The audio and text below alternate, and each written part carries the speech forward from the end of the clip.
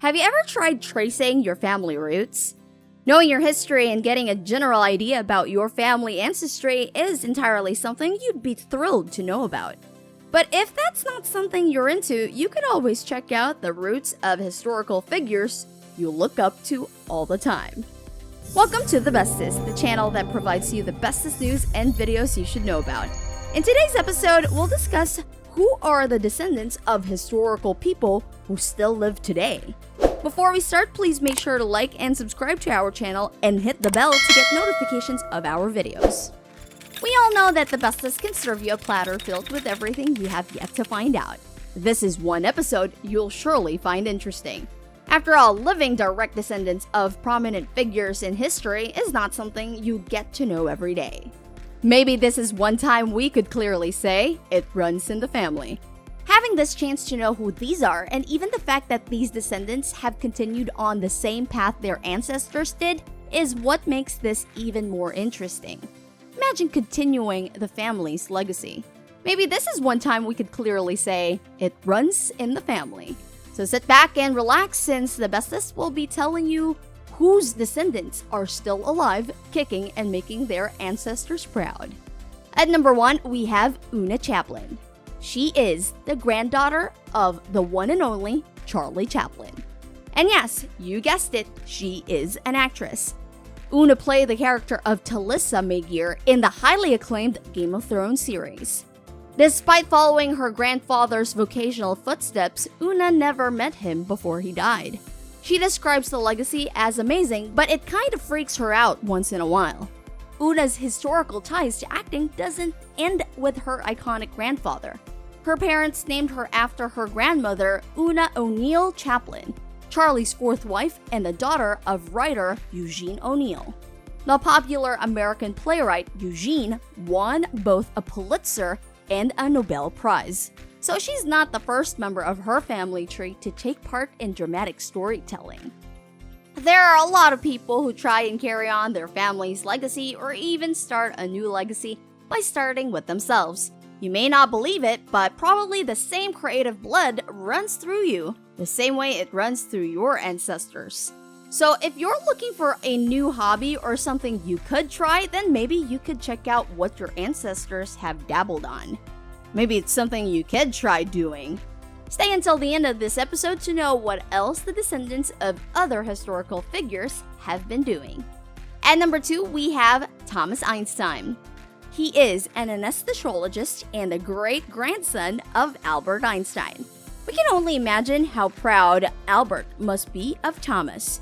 Despite Albert having numerous grandchildren, only Thomas has followed in his footsteps in conducting scientific research. We can't blame his other grandchildren. After all, Albert did set such a high bar. Being an Einstein brings about an intense amount of pressure. Dr. Einstein might not invent theorems or formulas, but he still had to obtain several degrees for his current position. And that's great for their family lineage. At number 3, we have Harry Lloyd. This actor is the great-great-great-grandson of Charles Dickens.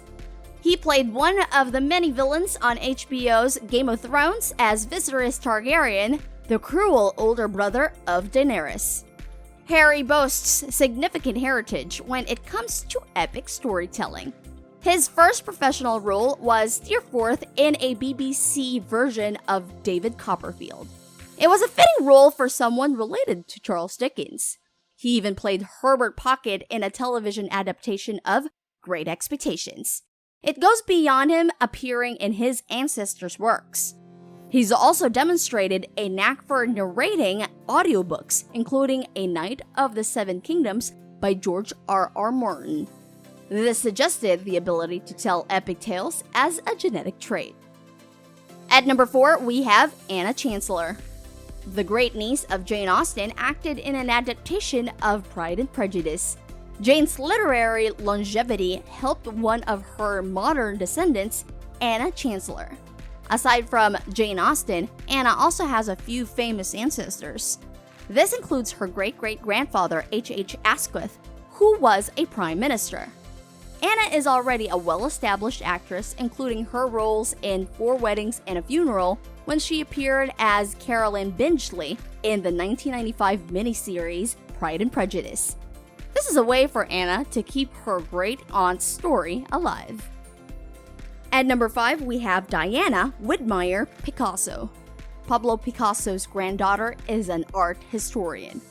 With a family name like Picasso alone, this is a great indicator of how much pressure his descendants would face if they entered the arts.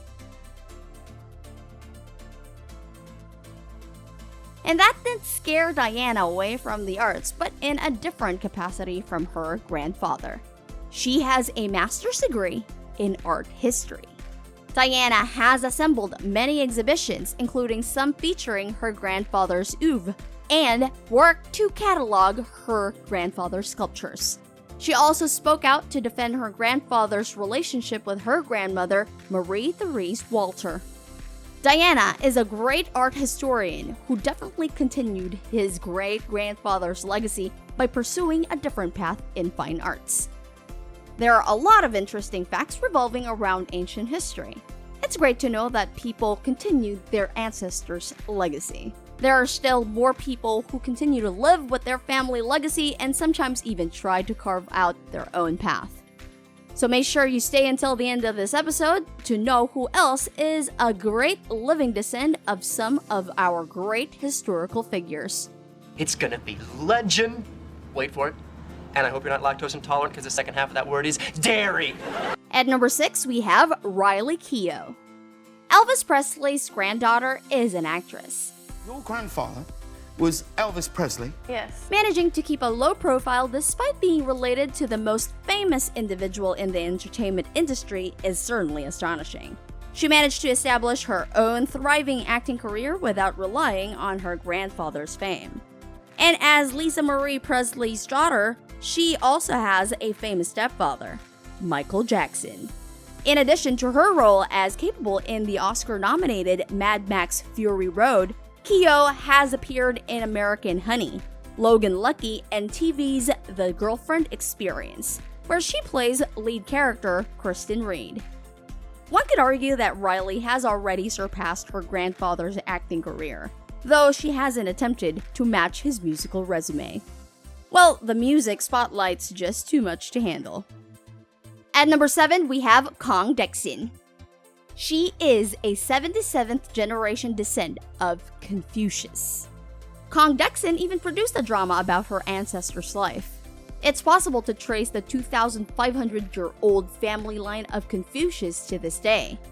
Confucius was among the most influential thinkers in all of Eastern civilization, and thanks to some of his direct descendants, his ideas and philosophies remain relevant. Kong Dexin is a director and choreographer who used her family heritage as an inspiration for her art. She directed a dance drama titled Confucius at the National Center for the Performing Arts in Beijing, China, as well as the Kennedy Center in Washington, D.C. The show brought her ancestors' philosophies into the modern age with impressive choreography. Nothing like modern ideas to have ancient teachings taught to new generations. At number 8, we have Alessandra Mussolini. The granddaughter of Benito Mussolini is an Italian senator. Since Benito Mussolini, the dictator in Hitler's World War II ally, is politically active, this also helped Alessandra be politically active, serving in the Italian Senate and European Parliament. Like her grandfather, she's on the right wing of the political spectrum and has voiced controversial opinions. She quit one political party when it denounced fascism and Italy's role in World War II. Alessandra also referred to Romanians living in Italy as criminals, and even used slurs to describe a transgender political candidate. Guess the apple doesn't fall far from the tree. Solidarietà di Europa con I porti degli altri, perché non si aprono I porti. At number 9, we have Cristobal Colon. He is the 18th great-grandson of Christopher Columbus, who is currently an admiral in the Spanish Navy. Columbus didn't just leave behind a legacy of discovery and colonization, but he also started a family tradition of sailing for the Spanish, which continues to this day. Columbus's Spanish name was Cristobal Colon. Many of his descendants have carried this name. This includes his 17th generation great-grandson, Cristobal Colon de Carvajal. He served as a vice admiral in the Spanish Navy before meeting his demise by the Basque in Spain in 1986. Colon's son, who also has the same name, even followed his father's footsteps by also becoming a vice admiral. Among other seaworthy accomplishments, he took command of a rebuilt Santa Maria, the ship his ancestor used on his first journey across the Atlantic. Well, this family does have a thing for exploration. And now we are almost at the end of this episode. But before anything else, make sure to like and subscribe to our channel to access more of our videos. Now, going back to our episode. This last person that we're going to talk about is a little bit complicated, but it's a descendant nonetheless. Let's move on to the last descendant on our episode. At number 10, we have Olympia von und zu Arco Seinberg. This one is a little bit doozy and a bit complicated. Why? Because Napoleon Bonaparte's descendant married Napoleon Bonaparte's second wife's great-great-great-niece. Napoleon wrote a lot of love letters to his first wife, Josephine, during the late 18th century. And in 2019, Jean-Christophe Prince Napoleon, who is an investment banker and great-great-great-great-nephew to Napoleon, even married Austria's Countess Olympia von und zu Arco Seinberg, the great-great-great-niece of Napoleon's second wife, Archduchess Marie-Louise of Austria. Clearly, Napoleon's great-great-great-nephew did inherit his great-great-great-great-uncle Silver Tongue. This really is an interesting turn of events. That would be great. Okay. Lineages and dynasties had faced a lot of things over the course of time. A legacy is a way to avoid having the end of an era. Just a little something to keep family traditions going. Living up to a lot of different expectations could be hard, but it is a challenge that most descendants have accepted. So who among these descendants interested you the most? Let us know in the comment section below. Make sure to like and subscribe to our channel and hit the bell to access more of our videos. Thank you so much for watching, and until our next Bestest video.